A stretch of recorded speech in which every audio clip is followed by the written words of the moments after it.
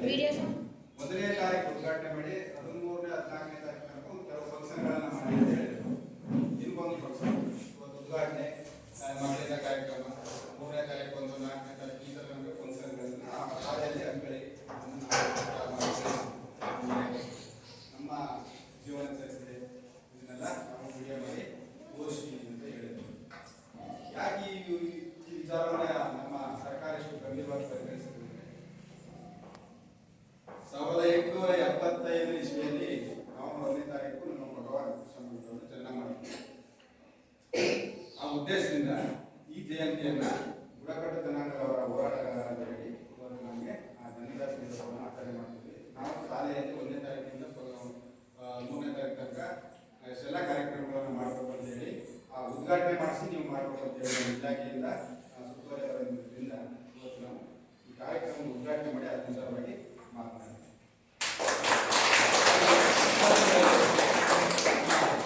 ಕರೆಗೆ ಹೋಗ್ಬಿಟ್ಟು ನಾವು ಯಾವುದೇ ಕಾರ್ಯಕ್ರಮ ಸಹ ಬಂದು ನಮ್ಮ ಈ ಕಾರ್ಯಕ್ರಮಕ್ಕೆ ನೀವೆಲ್ಲ ಸಂತೋಷದಿಂದ ಭಾಗವಹಿಸಿದ್ದೀರಿ.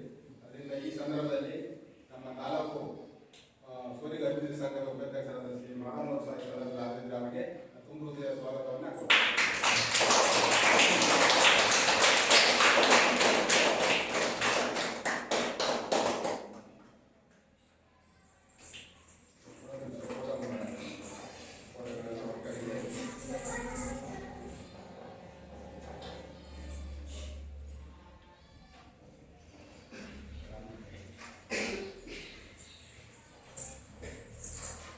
ಮತ್ತು ಈ ಸಂದರ್ಭದಲ್ಲಿ ಊರಿನ ಹಿರಿಯರು ಮುಖಂಡರು ಯಾವುದೇ ಕಾರ್ಯಕ್ರಮ ಸಹ ಈ ಸಂದರ್ಭದಲ್ಲಿ ಆಚರಿಸಿದರು.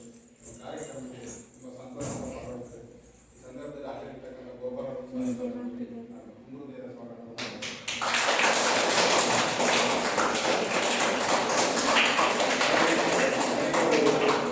ನಮ್ಮ ಇನ್ನೊಬ್ಬರು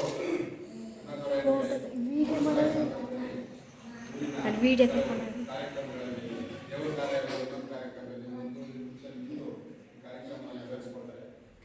ಅದರಿಂದ ಅವರು ನಾವು ಈ ಕಾರ್ಯಕ್ರಮಕ್ಕೆ ಬಂದಿದ್ದರಿಂದ ಅವರು ಸಹ